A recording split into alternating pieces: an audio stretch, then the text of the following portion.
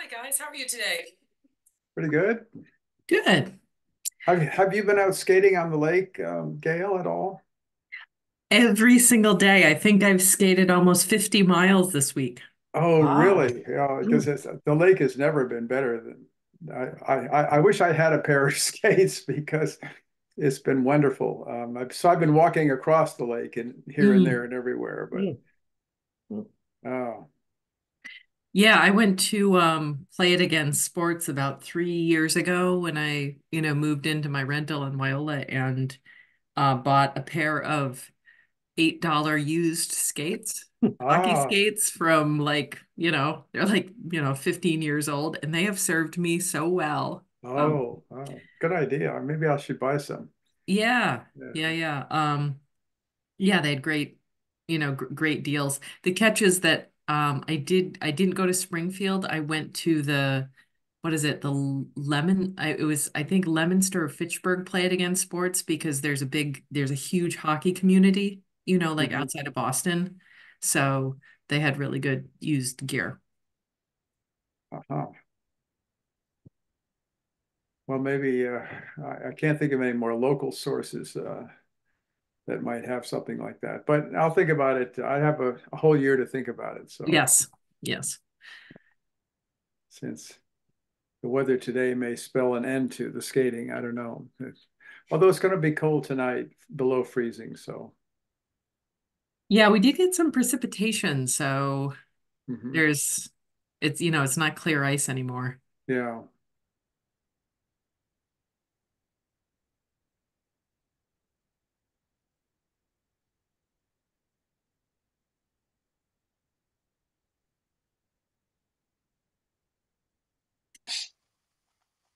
Hello, Craig. We were just talking about ice skating on Wyola. Oh, uh-huh. It's been a You got Wyola surprisingly good behind you. skating year. It's not been a good skating year. No, it has been. Oh, it has. Oh, Yeah. good. Yep. Cool.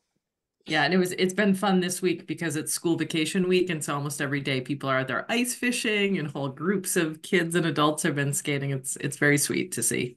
Hmm. Cool.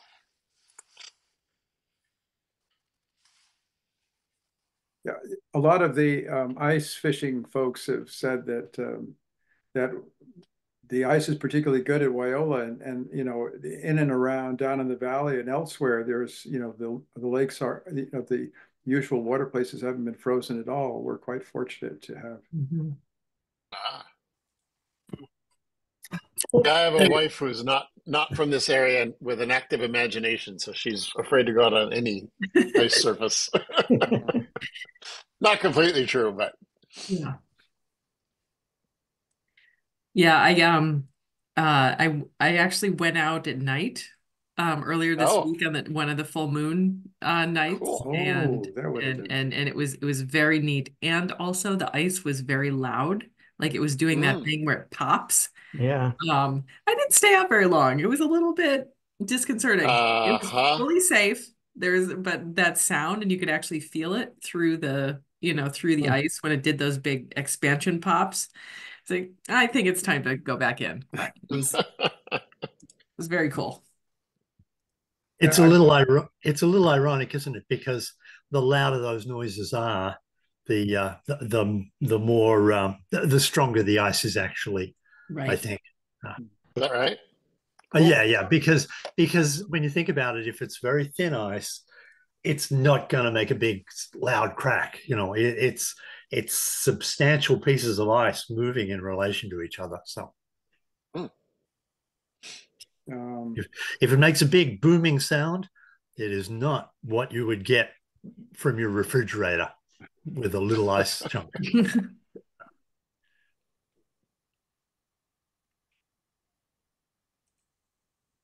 All right. Well, we are all here, so I will kick us off here with our little statement.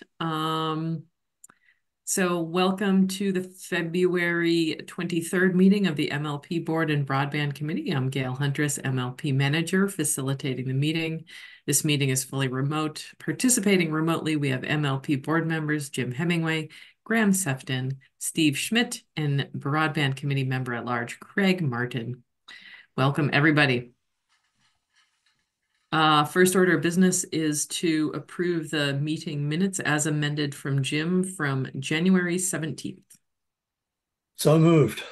Second. Thank you. All in favor? Aye. Aye. Excellent. Thank you.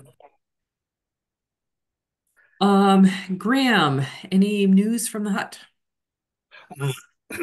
Not much going on there. I got a cold last week, and I didn't change the. I didn't tackle the new changing out the router or adding the router. So that's into this week or next. That's into this next cycle. Now the hut looked good. I did drop in on it, and all was well. And no mouse poop, as we know from, what was it, Wendell, Steve, was it? That one mouse can ruin your day. Yeah, it was Wendell. Yeah. Yeah. So one little mouse can ruin your day. Though I have changed my well, I did it some time ago. I reconsidered the sometimes I've left the door ajar to show that I'm in there, but I will not do that. Oh, I've ceased doing that because the possibility that a mouse wandering around in the daytime might sneak in behind me. It's pretty unlikely, but it could happen. So Would see its chance and yeah, seize it. see its chance. Think, oh, I want to be a network mouse. Yeah. So anyhow, there you go. Great, thank you. Let's see. So service, or rather, support calls holding pretty steady. We had a very quiet month in December, a semi-quiet month in January, 23 calls in December, 35 in January. But, we're pretty much holding under that summer 35 to 45 range, which is very reasonable. Yeah, it was quiet, Gail, but you pointed out there was a one irate customer. If it doesn't fit in today's discussion, let's definitely table that for some time. Okay, yeah, we can cover that quick. So what's Graham is referencing is that there was one line item on one of the calls which said enraged customer. And it was severe enough that Sheld actually sent me the recording backups of it so that I could listen to exactly what happened. And when an individual in town was trying to set up a printer, so they called twice during the night, and it was like the wee hours of the morning, like 2 a.m. and then 4 a.m. Trying to set up a printer. The technician who took the call did everything right, kind of explained we're not, this is outside our domain here. This is a printer that we don't own. It's not, we don't support this. I'll talk you through it. Anyway,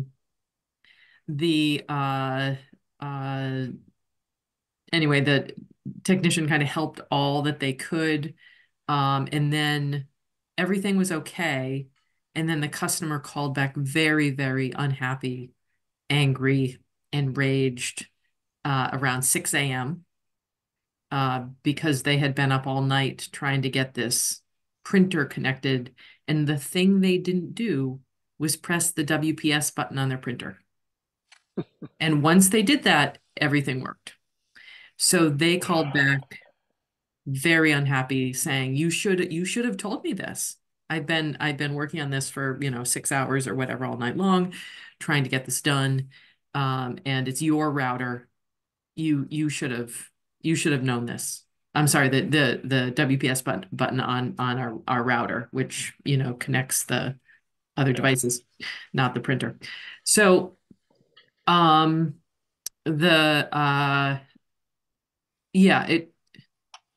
it's one of these gray areas of, yes, it would have been good for the technician to know that, but he didn't know what the customer had done or not. There wasn't a lot of troubleshooting directly of knowing what's done because it's beyond our service. So it is an instance where a managed router would have solved this problem in 10 seconds. How's that? Why would that have solved it? It's not clear to me. My understanding of a managed router is that you can essentially press that WPS button remotely and say, okay, But now do you see your printer attached? but I think the tech didn't realize that that was the problem. And so, I mean, they could have told him to push the button at the beginning. But they So I don't think wouldn't, a man. Greg. They wouldn't. They don't want to have any responsibility for the router. They don't have any responsibility for the Well, router. so but again, it's not clear to me that a managed router would have made this any different. Let's put that as a question to Sheldon. Yeah. Well, no, I think the bigger issue is that they shouldn't be responsible for helping people set up their printers. It's not a gray area. I don't think that's you call up any other ISP and they're not going to help you set up your printer. That's not their job. Yeah. If they do it, it's gravy, it's great, but it is not the job of an ISP to help somebody set up a printer or a computer. Okay, Greg. I think that what we find out is that that they can see that they can tell you that your printer is not connected to a printer right now, that your router is not connected to a printer right now. They could do that. And Yes, that's correct. yes, now that would be a really useful thing to be told that my printer I is see. not connected, because then I would Google. It's a different thing to telling me that my Wi-Fi is not working, for instance. I mean, Yep. yeah. So you get some information that is very very useful to you, and if you're a little more clever, you can actually look on your own, IQ. What is it, Command IQ, and see it yourself. But in any case, But we this could could ask. be somebody could be setting up an old printer that doesn't even do Wi-Fi, Yeah, and it's they're very busy possible. trying to help the. I mean, the yeah. I just don't think that the ISP should be responsible for this. I don't think the ISP would be the people connecting it, but I think that they could tell you very useful information in most cases. And the first question would be, yeah, yeah. So it depends on the helpfulness of the customer service person. But Yeah, anyhow, and yeah. yeah, and yes, and the managed router could see whether or not the printer was what was connected. One of the conversations I had with Sheld That's is, true. let's convey to the technicians uh to convey to the customers expectations in advance. When somebody calls about one of these devices that's not ours, say, this is outside the scope. I can help you, but understand that this is not our, like I'm Yep. in a nice way saying, I'm not here to solve your TV connection problem. I'm not here to solve your printer problem. That's beyond the Okay. scope of what we offer. Um, so anyway, the Sheld handled it very really well. After the customer yelled at the technician and eventually hung up on them, the technician escalated it, and the operations manager, Bobby, listened to the calls and then called the customer later that day to kind of smooth things over so that, they handled it very, very well. And then also reached out to me in case the customer called me. So I appreciated that.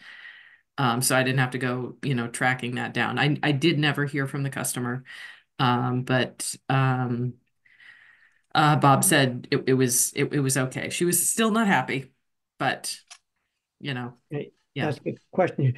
The technician, is this I can't remember the name of the company that they outsourced the support. Integrity, correct, correct, Netegrity. integrity, So yeah, that's who the um, customer was talking to, was a technician from Netegrity. So they offer the 24/7 correct, support. So at 2 a.m. and 4 correct. p.m., they get a call from somebody trying to set up their printer. I mean, yeah, I'm doing the one hand and the other. I'd say, okay, if you had Verizon or Comcast, what would they be doing? Of course, they can have 24/7 because somebody in India can be answering the phone, but I can't believe they would be doing I, anything here. I think they started the conversation earlier. She actually, the customer in case, in had to work. Well, I don't know. I think it starts much earlier in the day, Gail, than 2 a.m. But I don't guarantee that. I didn't memorize it. So, Mm. That from the work order, when the work order was opened, I mean. Okay. No.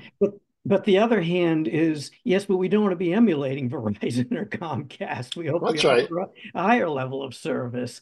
And I have a question. The button that you mentioned, not The WPS button. It's a that, little blue button in the back of the router, and that's that's the on the thing that router, not on the printer. right, right. It's on our router, and Yeah. that's the thing that like opens up the network and says, okay, it's discoverable now. Other devices can Exactly. connect here. That's correct. It might give you 2 minutes or 5 minutes to do something Right. in relation. Yep, yep.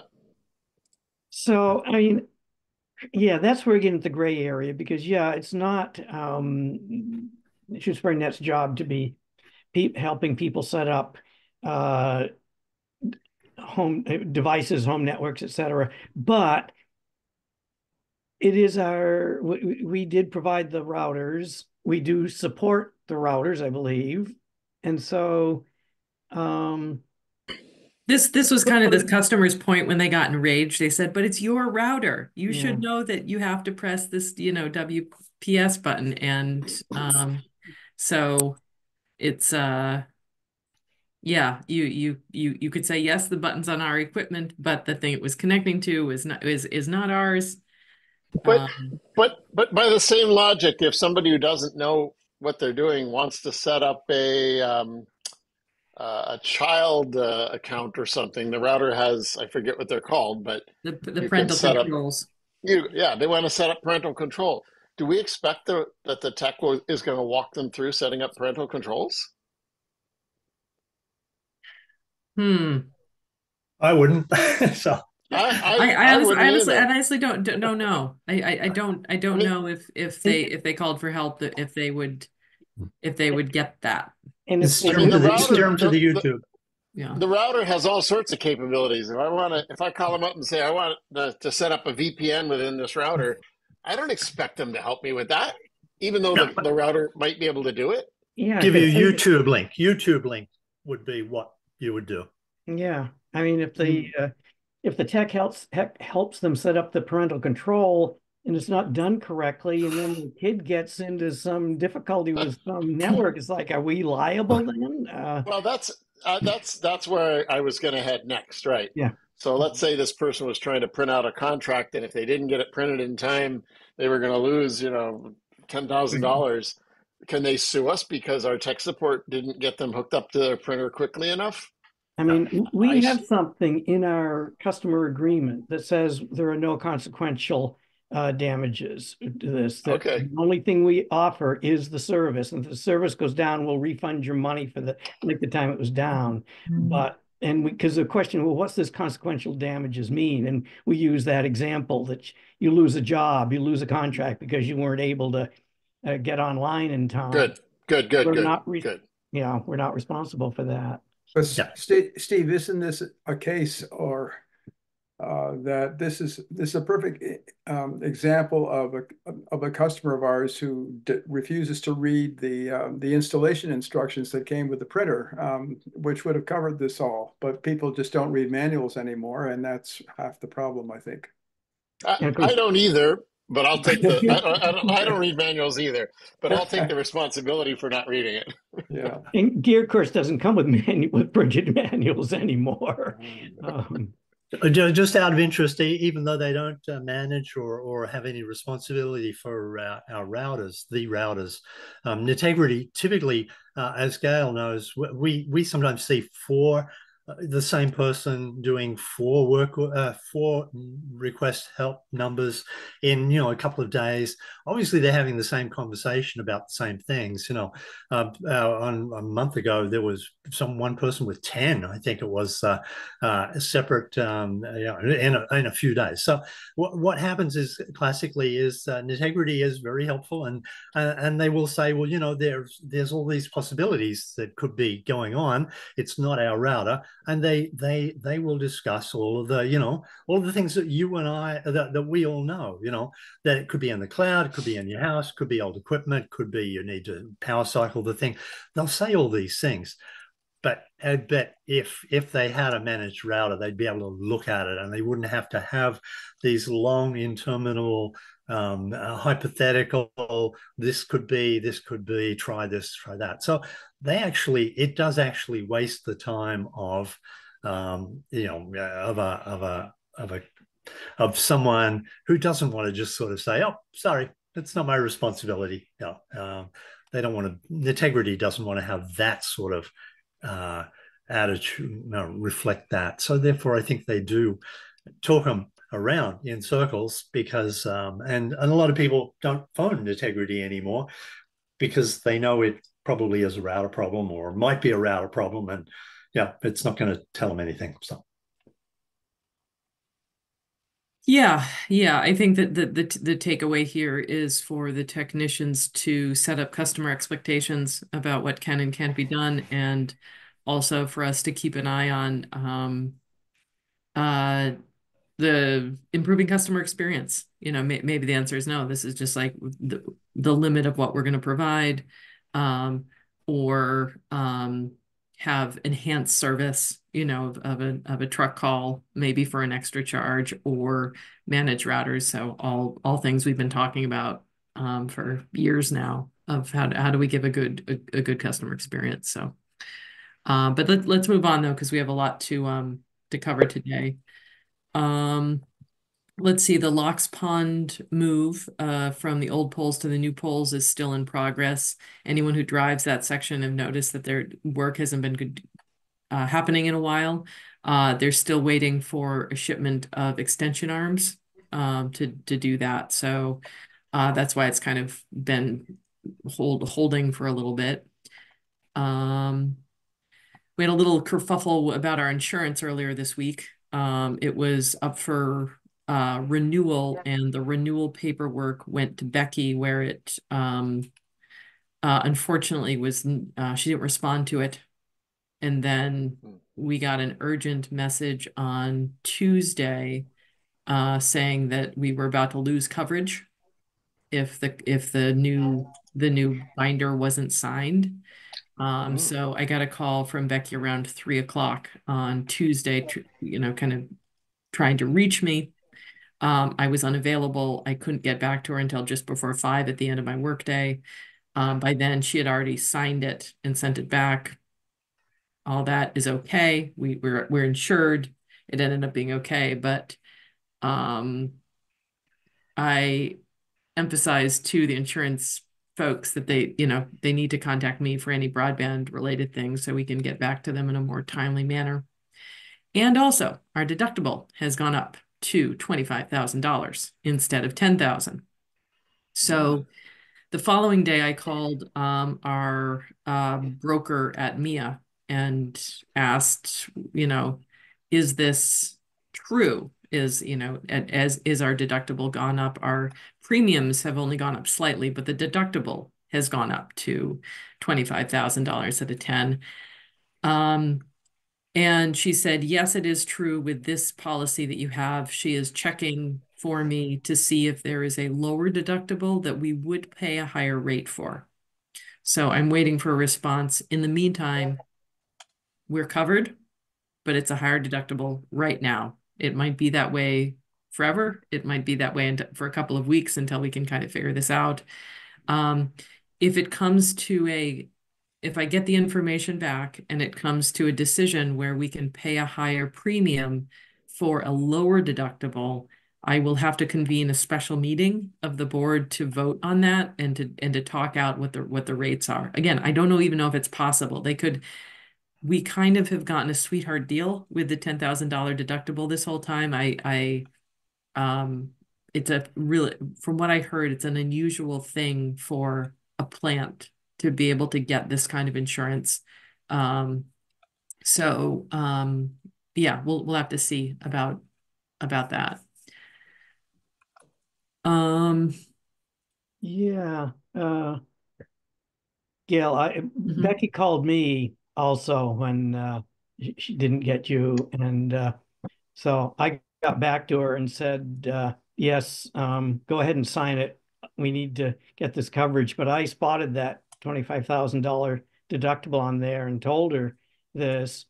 And so she said she crossed out the 25,000, wrote in 10,000 and sent it in, at least to get that ball rolling on that. But I was concerned about how this was all going to play out. That I kind of doubted it was a typo. I suspected that's what they wanted to go with. So yeah, let us know how this plays out, and we'll have to weigh the a premium the versus the deductible. I remember when Leverett first went online, initially they couldn't get insurance for the network and they were just going to go without insurance. And then they did get it insured. So, but I don't know if they're using the same, using MIA or who they're doing this from. Could be useful to see what other towns are doing here. Yeah, we were using Perma earlier, and we Mm. switched to Mia because Perma's rates went way up. So this is as far as I know, this is our only viable option right now. Years ago, I looked into commercial insurance, not through something like Mia or Perma, but kind of more public insurance. And either it was astronomical or simply not offered. Mhm. I mean, if my thought here is, if we do have a $25,000 deductible, we maybe want to think about our maintenance budget increase because I mean, this I would say this would have cost us $30,000 last year in additional maintenance costs. We had two claims that were over 10, over 25,000. So instead of getting all but 10,000 back, we'd have only we'd have gotten up to 25,000. So Correct. No.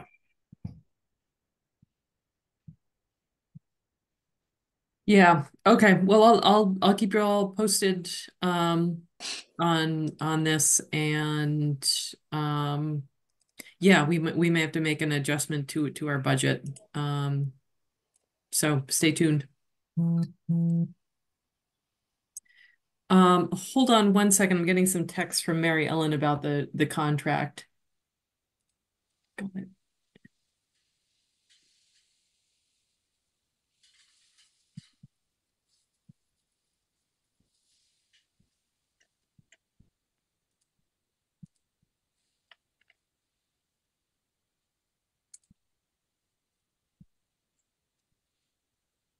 Okay. Let's go over the budget next, and see if we can clear that away, because I need to get that to the finance committee, in advance of the meeting next week.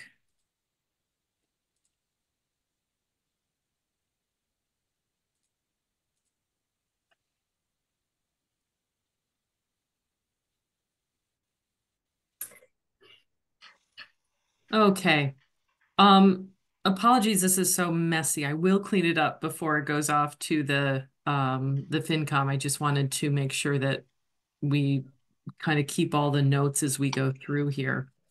So routine network maintenance, this was 60,000. We've bumped this up to 70,000.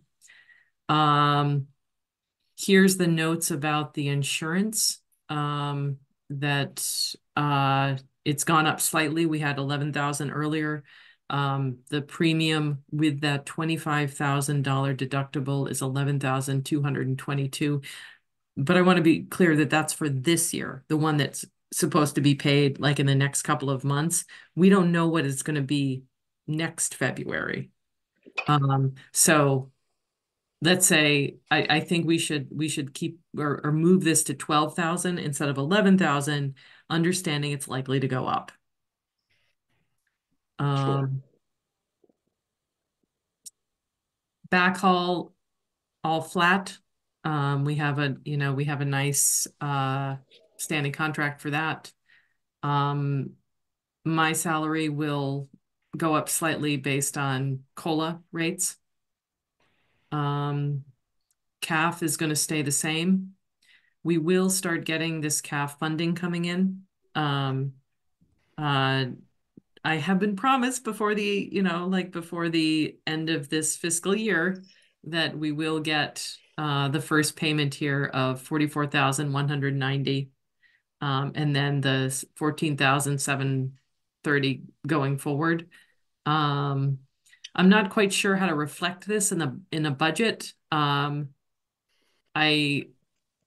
I don't know whether to put this in here as the annual amount or the 44,190, which is catch up from the last 2 years. Any advice?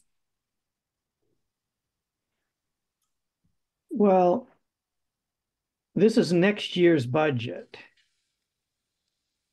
So what we want in here is the amount we're expecting to receive next year. Got it. Okay. Yep. So that 44,000, that will be a one-time payment, which may arrive this fiscal year, may arrive next fiscal year. But the amount we know is coming in next fiscal year for that fiscal year, and will recur regularly for 7 years running, if I've got the number right there, will be that 14,000. So that, I think, is the figure to put in the budget. You might want to move that line down to, of course, it ties into the CAF there, but I still think maybe to move it all down to the bottom. So Right. it's clear that we're not in expenses, we're into revenue now. I mean, I'd leave the CAF administration where it is, because that's an expense. Okay. You may maybe still move it down to the bottom so that they're. Yeah, that's what I was thinking, is put Yeah. them together. Yeah. Okay, yeah. Yeah. Gail, while going on, there's a couple other suggestions I would make. I like your percentage change column, but for the ones there, like the backhaul, I would zero out that 4.92% change. Oh, yeah. It isn't it's not going up. It's just you've combined two items. Okay.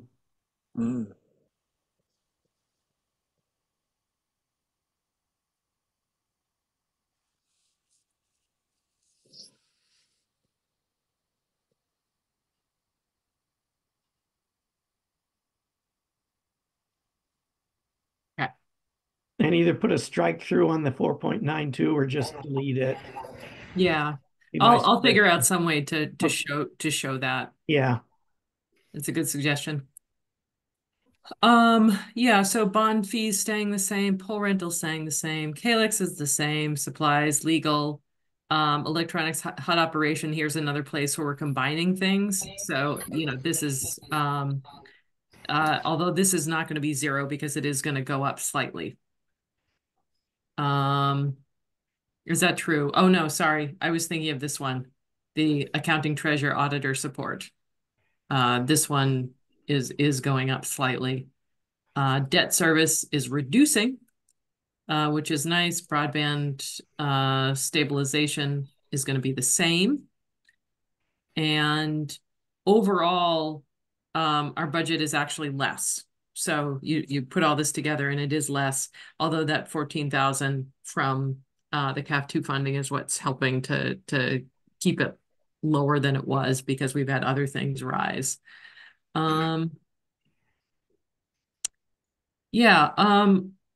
So is everybody comfortable for me to present this budget as is to FinCom? I'd say yes, but you sent out an email about the funding, the end of the funding for the support. I can't think of the acronym right now. Yeah, the ACP program. ACP program ending, and you said, let's have a discussion in the open meeting about, do we want to use some of the $14,000 CAF funding to support that? And, that's a discussion we need to have. But if we decide to do that, then that needs to go into the budget. Yes, thank you, Steve. What I was thinking is that we would talk about ACP and adding that to our budget after we talk about the New Salem piece, because that's also a upfront income and an ongoing income that could be considered as part of ACP funding. Well, and it's income to our bottom line. Right. And yeah. Yeah, so why don't I do this for now to just I'll just put in a placeholder here. Help me out with what we would call a subsidy for subscribers that have difficulty paying. And I would, yeah, I don't know what to call it. And we probably should reference that maybe the end of ACP. Yeah. Subscriber support. Yeah. Okay. And then with a reference to ACP, it'll be understood by any of us that it's, what do you say, means tested. Maybe you could even say means tested subscriber support. And then we work out the details later. Sorry, what do you mean by means tested? Means tested, income tested. Eligible. Oh, I see. Say again, Craig. Eligible, yeah. Eligible, yeah. Means tested is probably, yeah. Whatever, yeah. We'll all know. Yep. The way you have it looks good to me. Yeah, yep.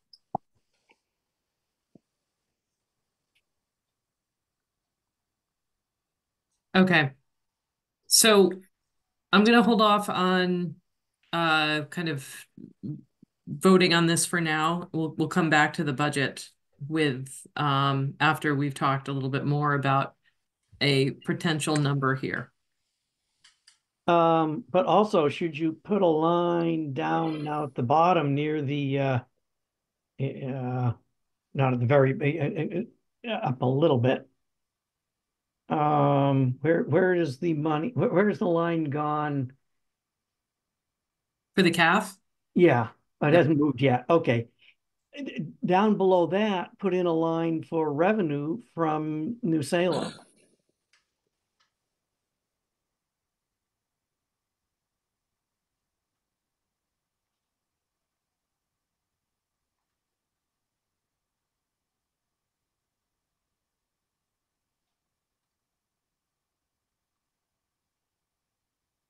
There are two components in their agreement. Is there 10-year payment, which maybe gets annualized? I don't know, but is the other component, are they figuring to pay a maintenance and repair annual thing? I wasn't clear after I read the draft from New Salem. Yeah, so let's just start talking about that now. Right. So somebody, it was either Craig or Steve, thank you, pointed out that there may have been a math error because they proposed $50 a month per mile, and that amounted to an additional yearly payment of $600. That was Steve who got that. Points out the math errors. Right. I'm the one that gets the calculator out. Love that about you. So I called up Mary Ellen today and I said, "Is this an error?" And we had a long conversation. She said, "Oh no, yes, it's an error." And she says, "No, it should be 50 times 10 times 5.8." Which of course I'm like, oh yay, that's 3,480. That's much more than 600. Fantastic. And then during this meeting, 10 minutes ago, I just got a text saying, no, it actually is 600 a year. That what they did was they took their whole maintenance charges for their entire mainline network, divided it down and figured out what the kind of the per mile cost is for for this and then said, yeah, it's $50 for 5.8 per year. Fine. So it, Mhm. yeah. So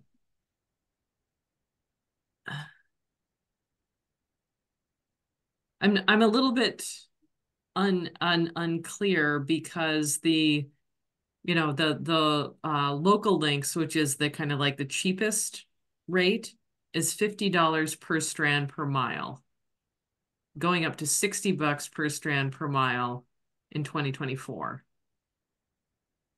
So, And that's for a single strand, and we're renting New Salem 2 strands.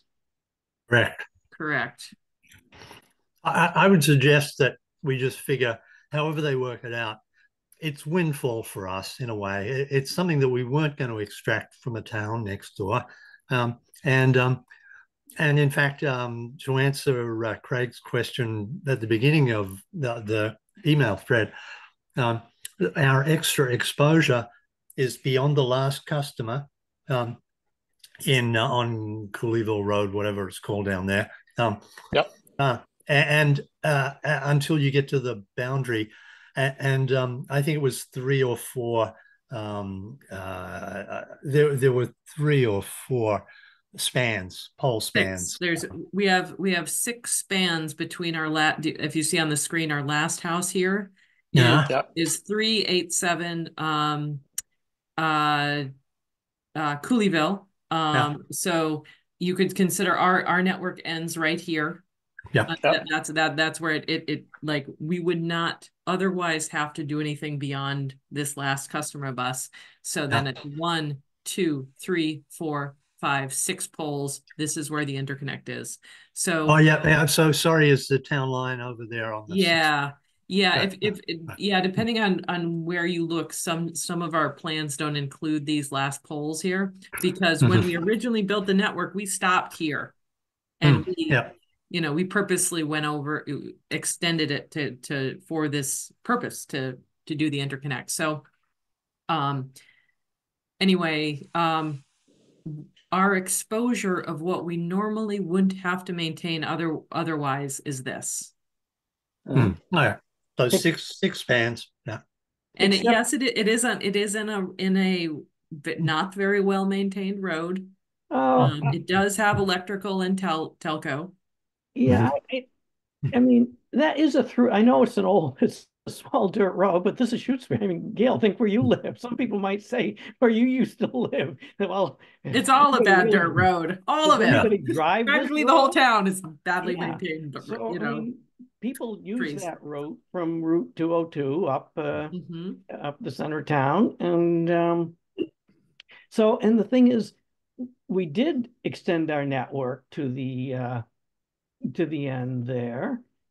And so it is our network. And even if we weren't doing this interconnect with New Salem, if a tree came down on it now, we would still have it repaired. It might not be a priority, but we wouldn't. Whoa, whoa. But the only reason we extended it was to serve New Salem. Well, and benefit ourselves by the possibility of dark fiber going between 2 towns. Of So, course, of course, yeah. that's correct. Yeah, at the time we didn't know we wouldn't be going through New Salem. Yeah, that as well. Ah, that's true. That's true. Now, was, they're proposing that they pay a maintenance and repair thing that is based on a much longer section, but really our exposure, back to what I said, even though I was wrong about 3 spans, is 6 spans. So therefore, what they're proposing, even though they did the funny calculation of it, is still a fair bit because it's not 5 point whatever miles of exposure. We have to fix all of that anyways. So Sure. we have 6 extra spans that we have to fix, and it's a little worse in some places and a little better than other places. So it's not the vulnerability is not too bad. So I would say let's accept their money. I think I'm inclined to agree as well, but I am curious. Worst case, if somebody had to go out and splice the whole thing because there was a complete severing, ballpark, what does that cost? Yeah. $5,000, depending on whether it's like a, depending on whether it's a holiday or so. Sure, sure. So, And we are, remind me what we're getting from them. I have it here, but Yeah, so it's upfront about $14,000, 13,920, and then yeah, $600 per year. Oh, what? yeah. I'm sorry, Gail and everybody. What's this 14,000 up front? I missed something. Yeah, they're paying an upfront payment and then the annual payment of 600 a year. It's in the letter. It's in the letter that Marianne. Okay. No, I understand. The 14,000 is that rental agreement, the 10-year rental. Is it 10? Yes, Exactly. correct. Yep. That they're paying as an upfront, one-time upfront. They're not paying that apportioned out over 10 years? No, I use a paid ahead. Okay. But then 600 a year. Yeah. It seems a little odd that they're. Yeah. But the 14,000 still covers a lot. Yeah. Yeah, go ahead. I mean, I think I'm fine with this. I mean, there is a chance we could lose money if there were 3 repairs in that over 10 years. We would lose money, but except I think we would still go out and have it fixed. I mean, not if we weren't using it for anything. I think we would, but our pole attachment contract requires us to repair anything that gets damaged. But if we weren't, if New Salem didn't exist, we would drop all those pole attachment agreements and abandon the fiber. Oh, we could do that, yeah, for sure. Yeah, if there was nothing out there to connect to, sure. But Graham, remember that Jim Aaron's house is after the 6 poles. If he ever winds up being connected, those that fiber will become essential, very useful. No, or he might do what we've done with people on the edge and connect to New Salem, maybe, as I mean, that's something that does happen on our peripheries. Well, considering that on the edge of Wendell.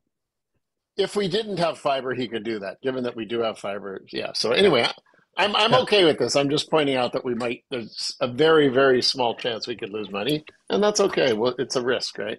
Yeah. But the next person in Jim Aaron's place, you're right, Jim, that he might want service. Yeah. Yes, it's going to be very, very expensive to reach them. Yeah. But it's possible. It's possible. But it's possible if we get a grant, if we get some money from. You sure could use it. I'm fine with whatever we do here. I'm not trying to make money off New Salem at all. I am also fine, despite my curmudgeonliness. No, we love the discourse. It's all good. This is how we come to good decisions. And I'm just more puzzled about the accounting. That one. Yeah, it is a little weird. One thing is a one-time. Yeah. Payment that's good for 10 years, and then this little bit trickling in over 600 a year. Like, why didn't they either combine it all into one payment or apportion it out every 10 years? We get like the 1,400 plus 600, get 2,100 a year each year for 10 years. To me, I'd hate to have 3 more lawyers have to look at it and then 2 more meetings, Steve. I'd roll with the money that we weren't expecting. So that would be my proposal when we want to call the question.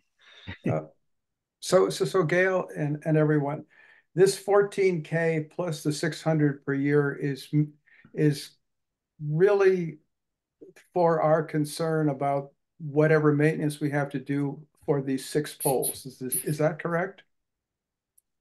Pretty much, when it comes to these IRUs, or that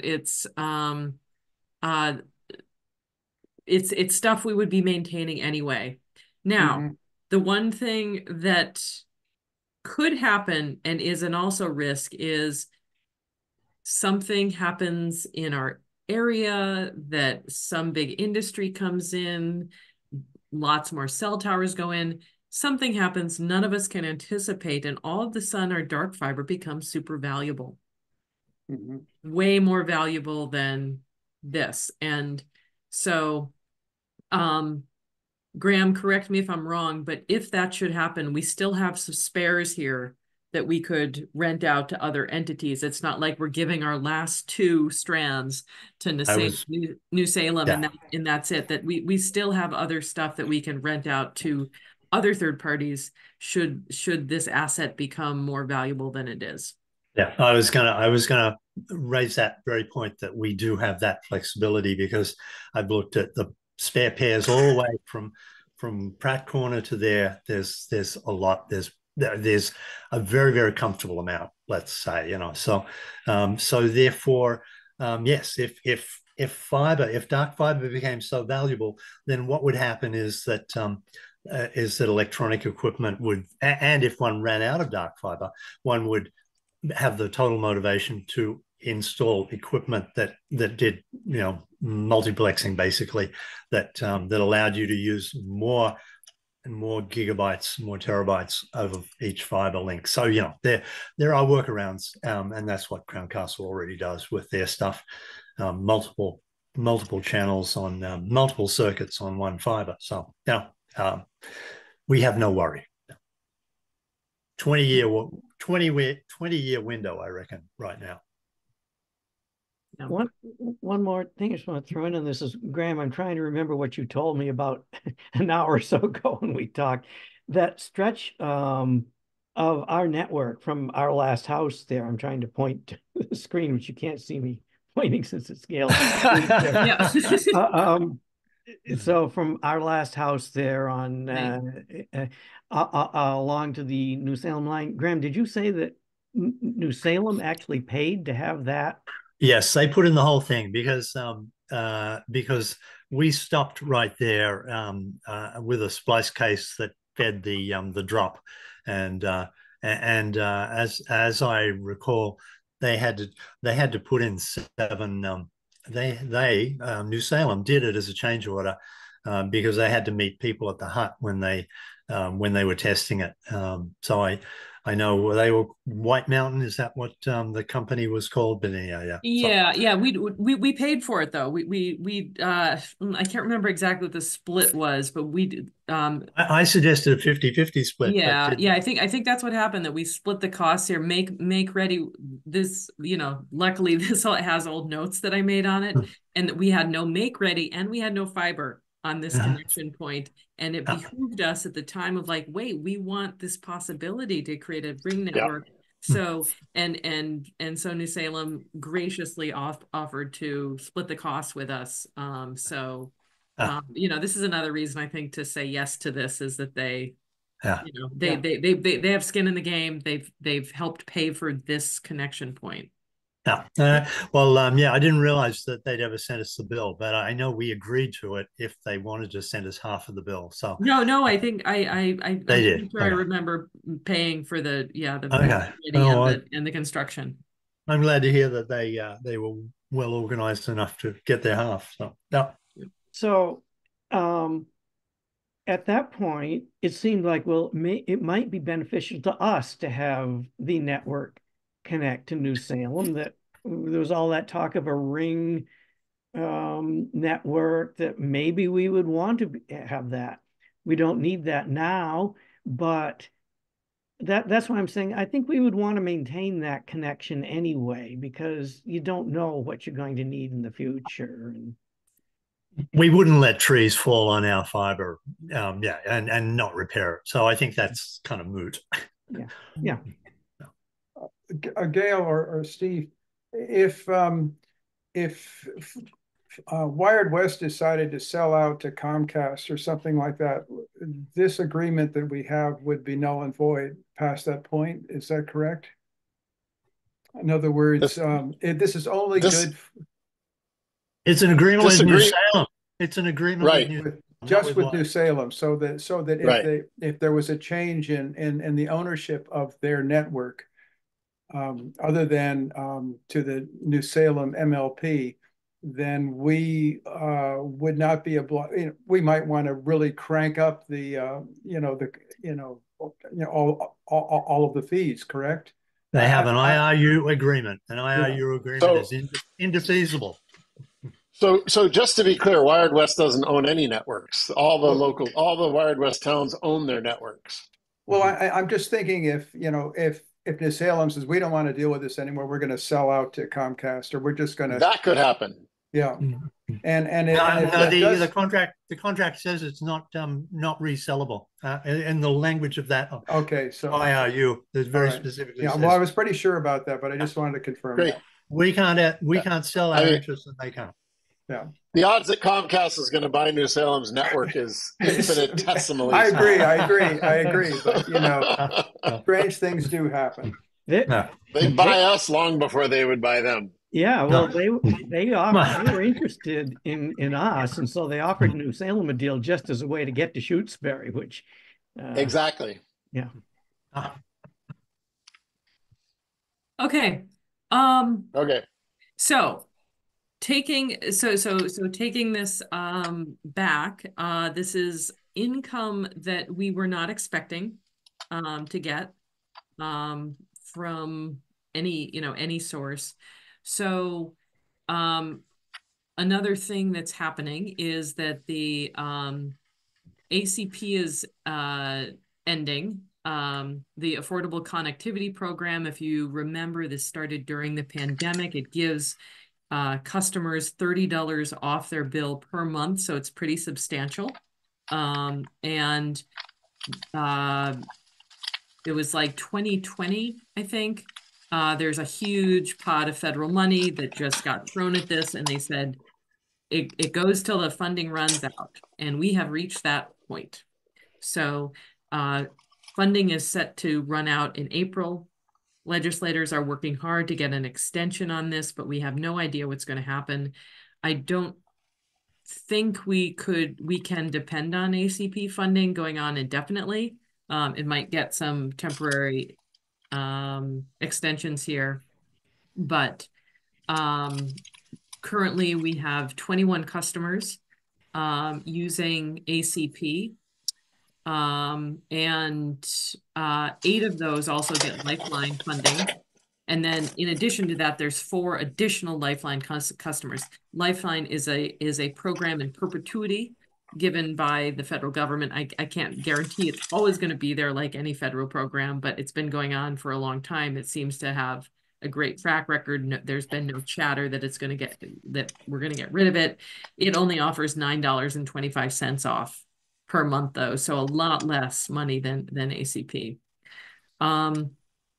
So what I'm thinking here is ways to make our services just more affordable to households that need it. And one of the ways we could do that is have a subsidy program built into our budget.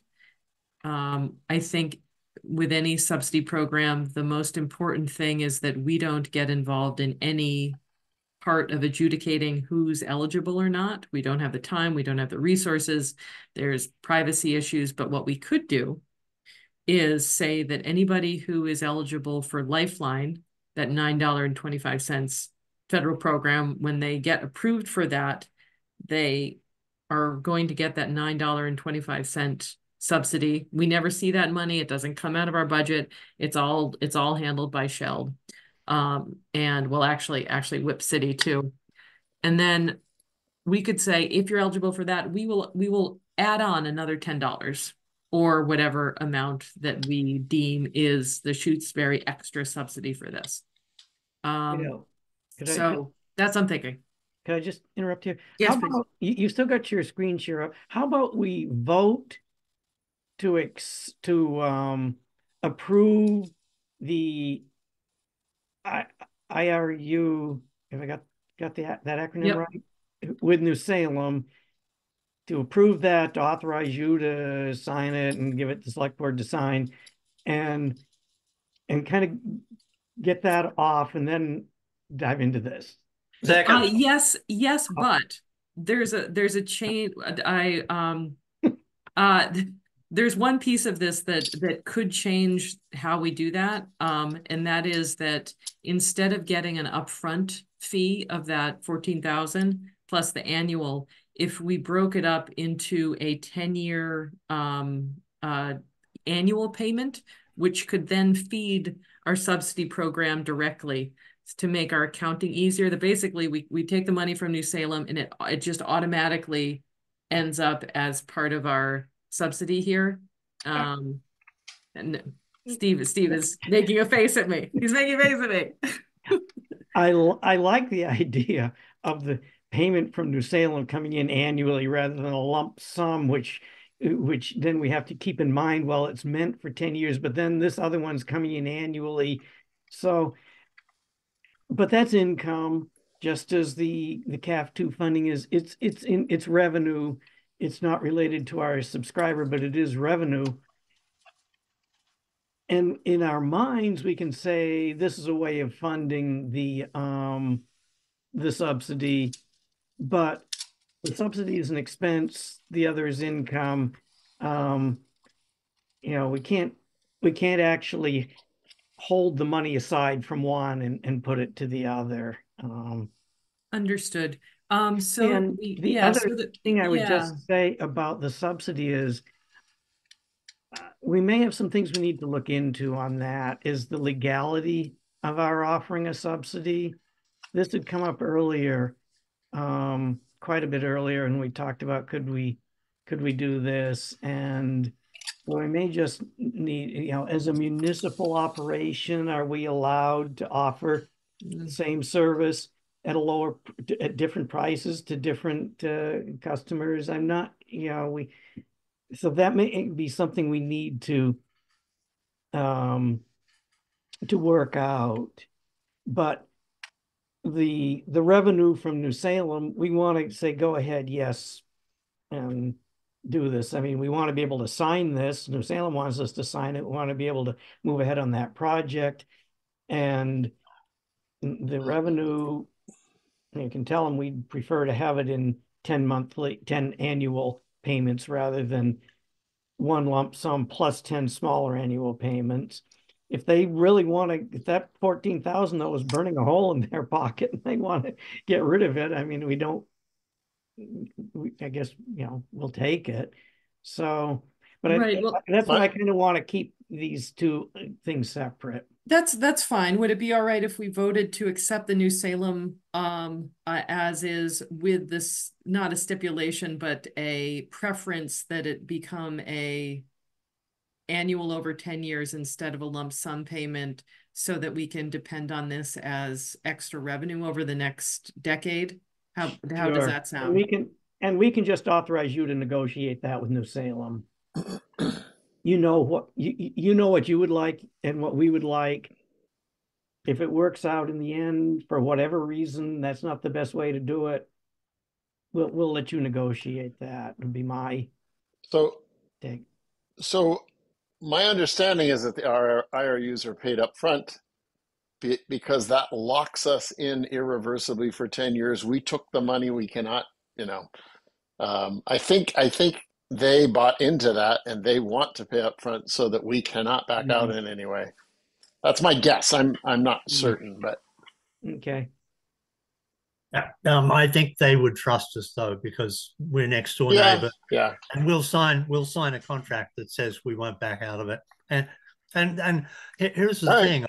Here is the thing that I think that one would want to do with a company, because, you know, the company might sell, and you want to have indefeasible in there, while no one's going to buy Shutesbury, as we discussed. So I think we've got a different, our dark fiber is a different sort of dark fiber to Comcast dark fiber, or, you know, so.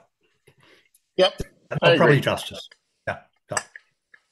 I agree with your proposal, Gail, that you and Steve, that you can adjust it how you want. Gail, if it's that amount of money, however we can spread it over the 10-year period is fine. Great. Yeah. Let's see. Could someone make a motion then? The motion would be to authorize me to finalize the agreement with New Salem pending Donna's legal approval of this next iteration, based on either an upfront payment and an annual payment, or just annual payments, depending on what's possible, as long as the full amount, the total amount is $19,920 over the course of 10 years. So moved. Seconded. All right. Sefton, how do you vote? Aye. Schmidt, how do you vote? Yeah, aye. Hemingway. Aye. This All is right, 19,000. This is, what was that figure again? 19,000 for the total? Yep, 19,920 for total payments over 10 years. Okay. That's 13,920 plus 6,000. Right. Okay. Lovely. We're making money on dark fiber now. I Look at feel us like, go. yeah, we're the sky's the limit.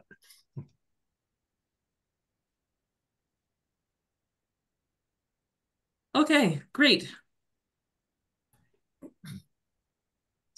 Oh, good. We're not over time yet. We still have about 20 minutes left. So, let me just look at my list to make sure that we're using the end of our time to get everything urgent done.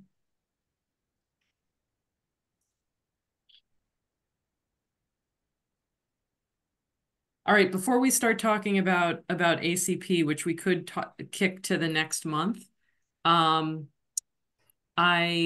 just want to mention the renewal of MLP board positions. So Graham and Steve's terms are expiring this year, according to my records. And Jim's is expiring in 2025. That's correct.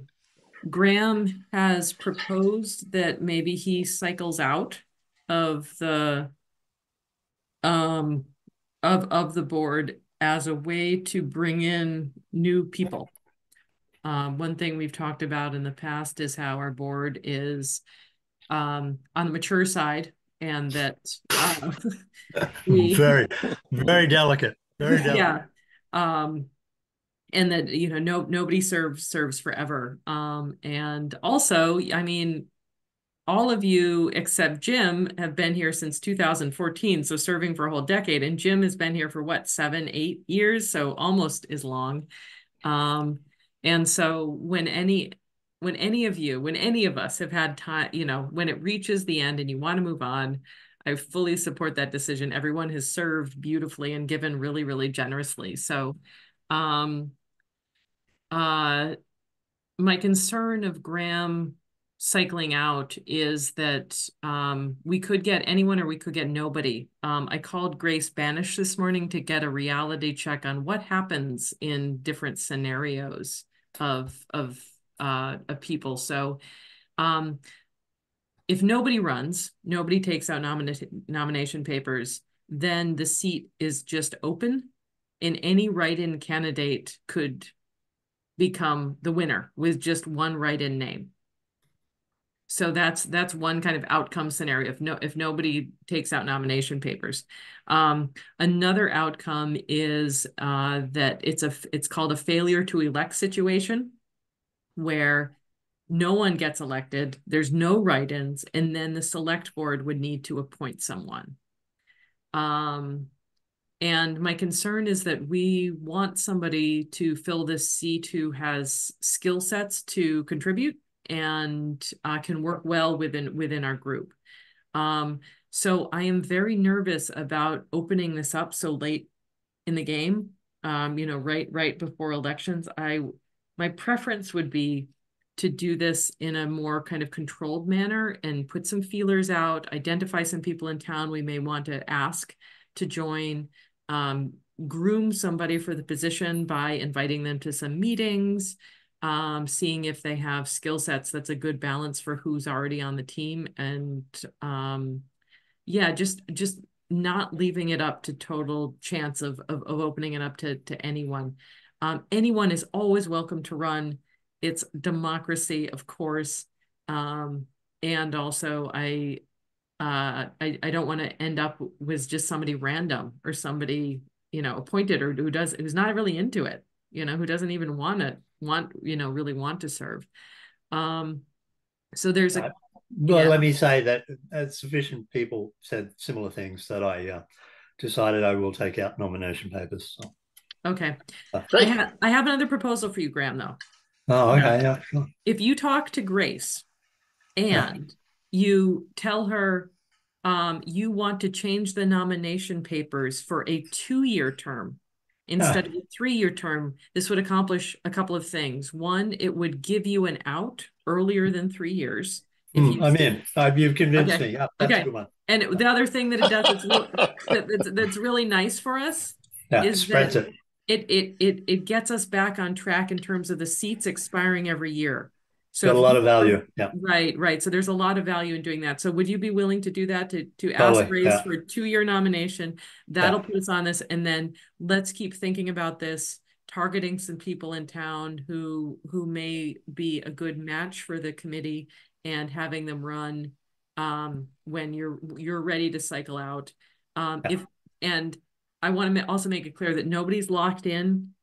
If anybody needs to leave at any time, the process for that is that you can resign, and before your 3-year term is up, the select board will fill the position with an interim person, and then elections will happen per normal during the next election cycle. So, and those terms, just like what we're doing with Graham, could be a 1-year, a 2-year, a 3-year, I think, or even a 5-year if we decided to do that kind of thing. But 3 years seems like enough of a commitment. So, all that sound good? I think your proposal is great. I think between now and when his position becomes available, we should identify some people and get them coming in, or even have them be appointed as broadband committee members, so that they sort of know how the system works before they're actually coming in and voting on things. Yeah. Sure. Yeah. And, we may want to reach out and advertise, certainly put in the town newsletter. As much as I dislike Nextdoor, that may be the way to get the word out. But then, you ask people to write a letter of interest. I mean, when the MLP initially was appointed by the select board before it became elected, and we all had to write letters telling the select board what our qualifications were. This is after being on the broadband committee for years and putting in all the work we did. We still, had to explain to them who we were and what we did, and they appointed us. Now, to get elected, I do have nomination papers here, like Joe McCarthy. I've got this piece of paper. Yes. I've got 9 signatures on it so far. I need 20. We're going away for a couple of weeks next Wednesday, so I've got to get this done and back. And this is a nuisance, but you have to do this. But as Grace pointed out to Gail, if we don't do this, somebody that has no nominations papers, hasn't talked to anybody, because their name written in with one vote, one name, get the position. So that's a weakness in the election system we've got. So yeah. As long as I'm mentioning this, tomorrow I've got to get around and get the signatures. Are you folks going to be home if I want to swing by? I'll be home before noon, and then I'm headed to Boston tomorrow. And I'm going to be around in the early morning. I'm not sure till when, but then leaving for the day. I'm certainly here tomorrow in the morning. No shopping. Yeah, I can. Yeah, I'm here in the morning. You know what? I'll drop in at your place and sign whatever papers are on your door, because actually you have to go to town tomorrow morning. So Steve, but if there's papers on your door of your house, I will sign whatever's there. Okay. How about Steve, how about the AC tonight? Were you talking about going to the AC? No. Or was someone else was saying that's where it was your next door neighbor, Graham, who was saying, he was going to, because he's applying for the Board of Health. And he said, I'm just going to go to the AC tonight where That's there'll a be a great lot idea. of Shutesbury people and I can gather enough signatures to do the trick. Just a thought. Yeah. Well, Steve, you know what? Because I'll be going and finding 20 myself. If you leave, if you go away before you have all your signatures, I will just carry my papers and your papers. Oh, And so, okay. so when you leave that thing out on your door for me to fill in my name, I will take it with me, and I will dutifully promise to bring back as many signatures on it as you require. Ah, Wow, what an offer. What a guy. Okay. Great offer. Up to 20 and no more. Well, you know, you always should get 25 because Yeah. someone might have slipped I've up. got 9 so far, and I have calls into a couple of neighbors. Um, and I can go and knock on more doors of neighbors Yeah. Well, tomorrow. I'll be getting 25 because you can't depend on Yeah. people not accidentally having got off the roll. was it always 20? I thought it was less when I remember doing this, but I maybe I'm think wrong. they reduced it to 10 during the pandemic. So Uh-huh. figuring that 10 people wouldn't pass COVID.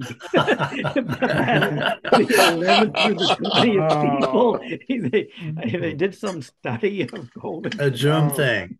How many germs you can get on a sheet of paper? Yeah, Yeah. okay. okay. So it was 10. I thought it was less.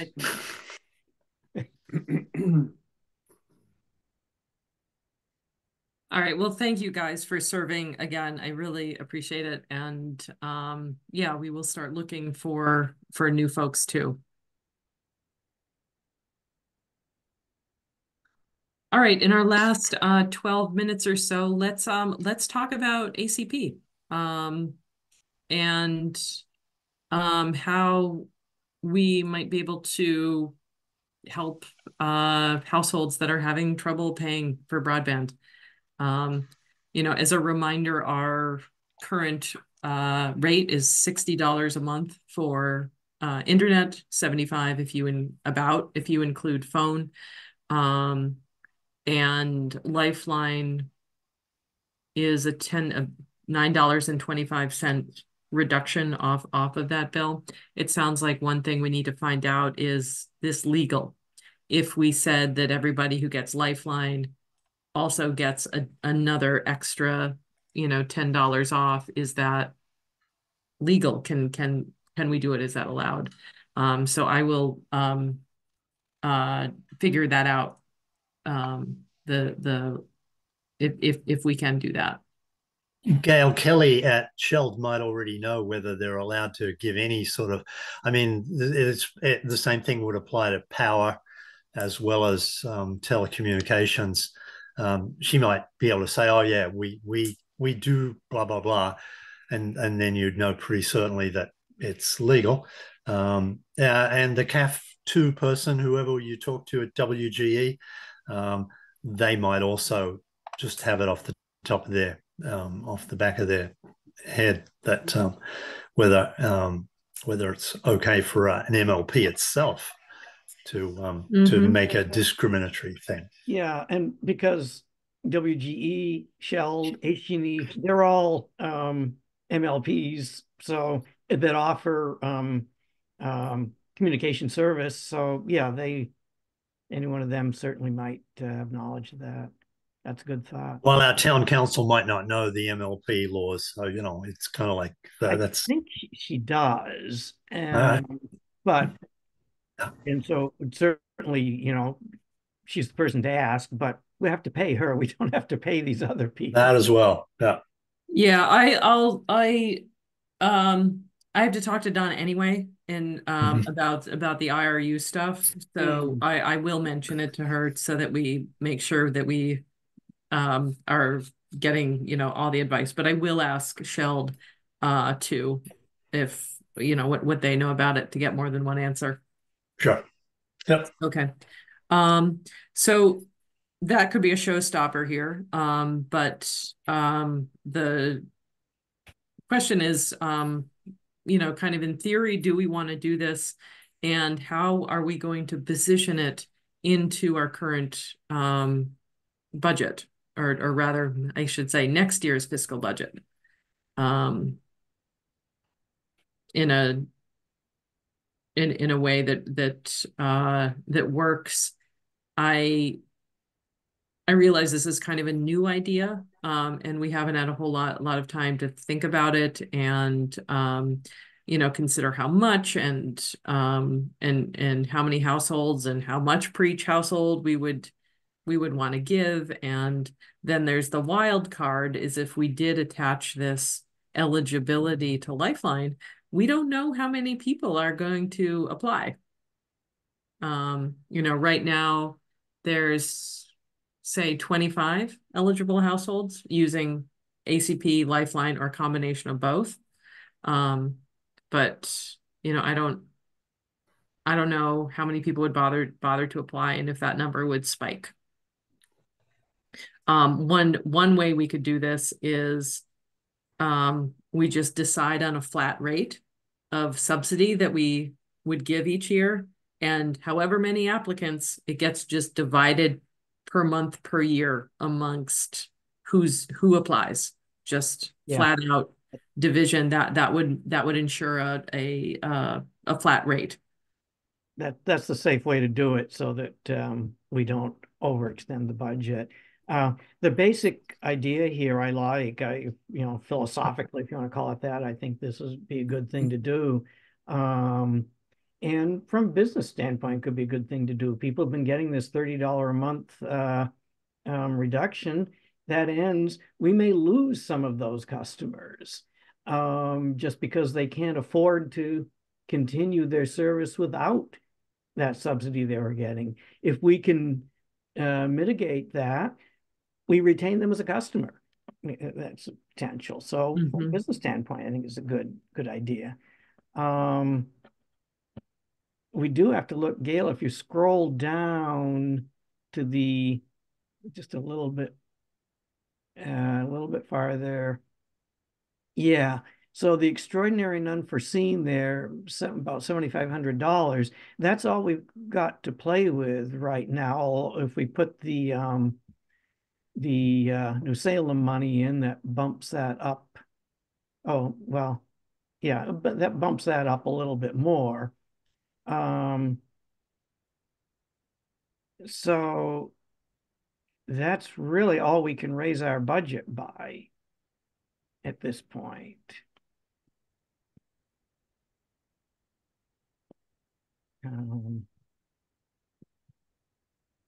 Right. Although we have $44,000 coming in. But if that comes in this fiscal year, that's just going to go into the retained earnings. If it comes in after July 1st, then we would have the use of it. I'm kind of having to think this. Yeah, so if that 44,000 came in fiscal year 25, we would be able to use it right away, right? I would say so, yeah. That it would be unencumbered. It's just income that's in our budget. Yeah. So I could Whip City has been, promising this money to come in. I could just hold it,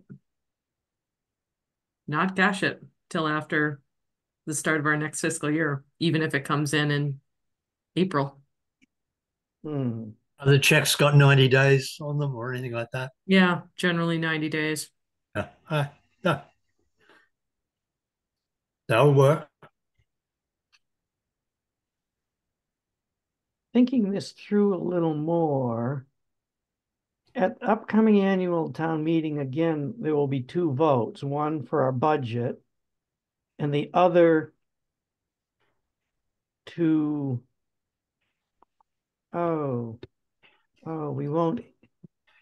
we already spent that money. Well, we talked about the other day. Yeah. So Yeah. Steve is talking about how in January at the special town meeting, we took our retained earnings and voted them into this year's budget.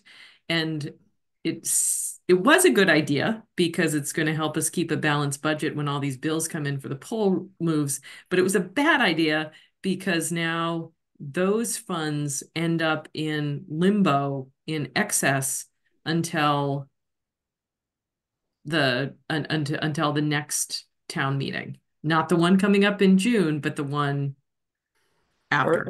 yeah, at least until the retained earnings are Yeah. certified in the fall. Yeah.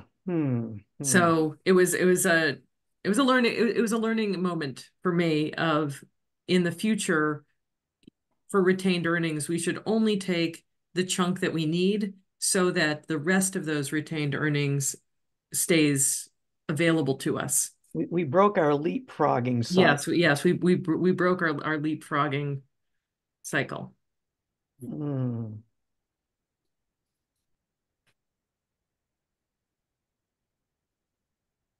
Mm. Well, let's see, is there another way that we should approach this of we know let's say that the New Salem dark fiber rental can be broken up over 10 years. That means that in the coming year we'll have $2,000, well, $1,992, we'll say 2,000, coming in that we can count on. We could use that as our starting amount for the customer subsidy here.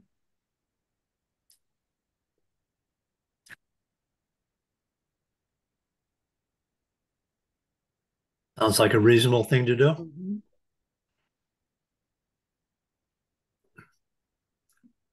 Currently, did you say 21 people who get CAF too? Right. 21 people who get ACP, and then another, ACP. and then another 4 that get just Lifeline. Okay, yeah. So for any, we should count on at least 25 eligible households, more if more apply. Yeah. So what's that make our reserve look Oh, like? good point. Mm-hmm. Oh, wait, hold on. This is minus. There we go. Okay.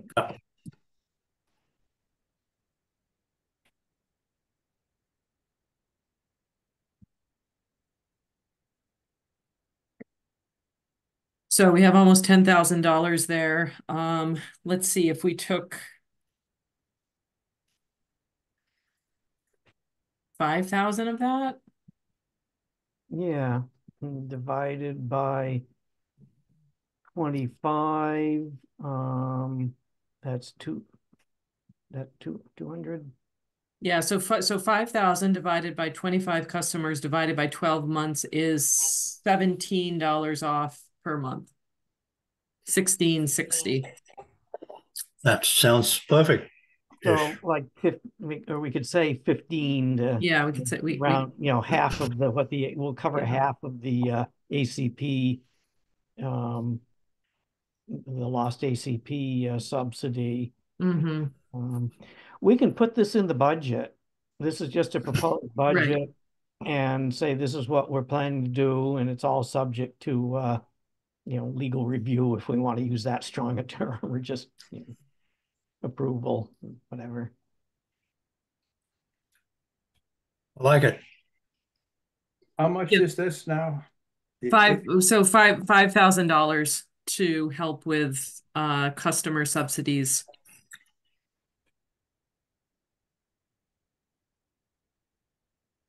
Okay, 5,000. Replace the expired ACP program. Yeah. Yeah, I like this a lot. It's it's not the full $30, but we managed to get half of it.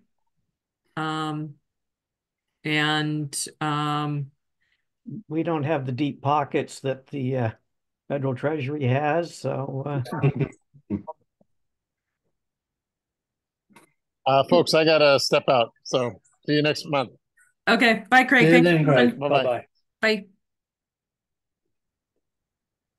Okay, we should probably do an official vote about this. So could someone make a motion to add a $5,000 line item for subscriber support for eligible customers for fiscal year 25? So moved. Second. Right. Sefton, how do you vote? Aye. Schmidt, Matt, aye. Hemingway, Aye. great. Okay, I like this. It looks good. We still have close to $5,000 in extraordinary unforeseen, not counting all of the additional funds and retained earnings that we will have if we need them, and we will have an extra lot of retained earnings in the following year. Yep.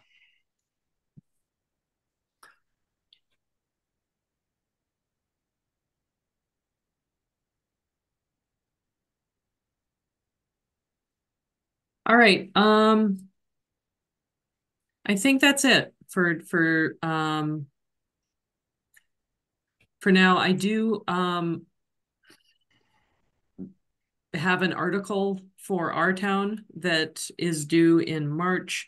I don't have a lot of topics to cover, but I think I am going to at least mention the ACP funding ending, and that the broadband and MLP is working on solutions to help close that gap, but I will not put any details beyond that in, because this has not been voted officially into our budget. Sound good? Yeah. And do you want to put something in that we are interested in seeing new members of the broadband committee? And please Yep. contact us for Yep, I will put that out.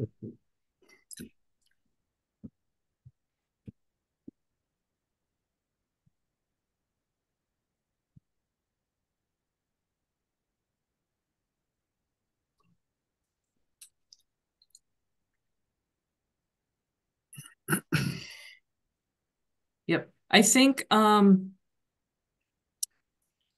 you know what? Another thing that I just realized I need to talk about in this newsletter is our digital equity grant that we got. So digital equity, and that will tie in nicely to talking about ACP. So I think I'm going to save the call out for new members until our fall newsletter, because the newsletter editor has asked us to keep things short, like not submit long articles. Digital Equity has actually provided some money. Is that true?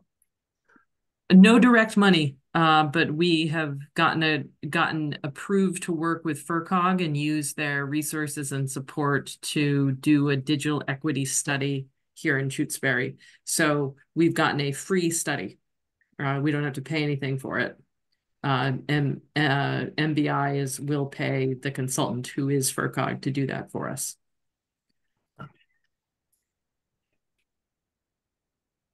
I don't know whether anyone read the other MBI digital equity things by other towns, but I just out of interest, it looked a lot of it looked like a lot of boilerplate sort of we should do this, we should do that kind of, but it didn't actually seem to.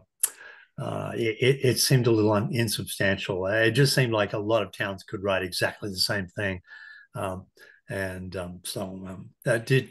anyone know what I mean? The MBI sent out a thing about 5 towns have had already done their digital equity report, whatever that was, and looking at a large town. I can't remember which one I looked at, but anyhow, I kind of like looked through it and thought, okay, it's very generic, sort of.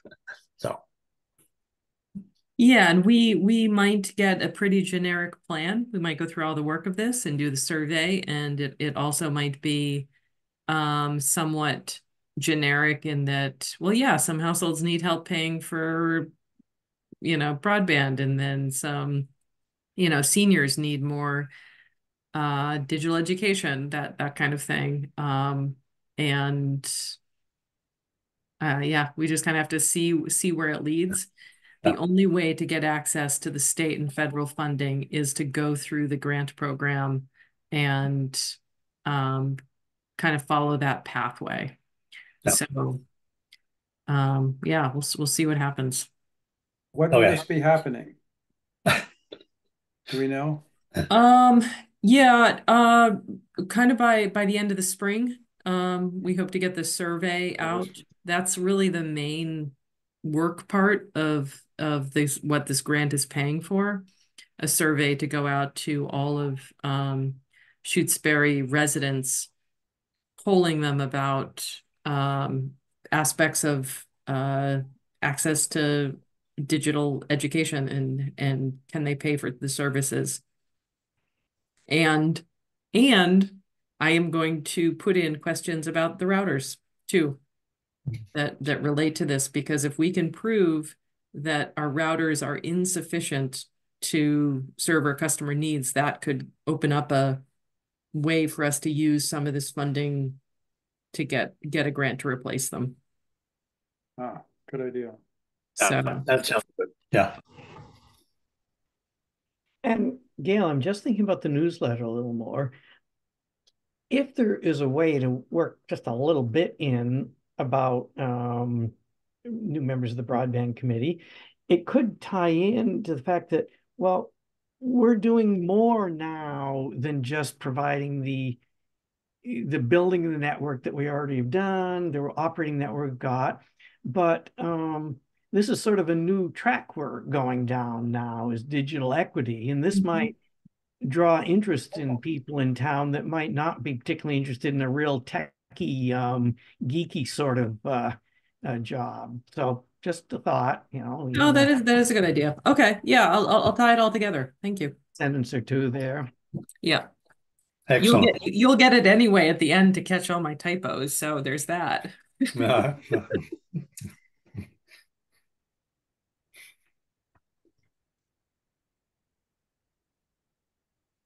Okay. Super. Anything else? Okay. Motion to adjourn. Seconded. Oh, let's see. Next meeting day is March 20th, March 20th. 20th. Okay. And it could be 4 o'clock, right? To fit in with your Yeah, is your class still happening, or is it done by then? I'm class will be done, so you can any 5 or whenever is fine. Okay. Well, yeah.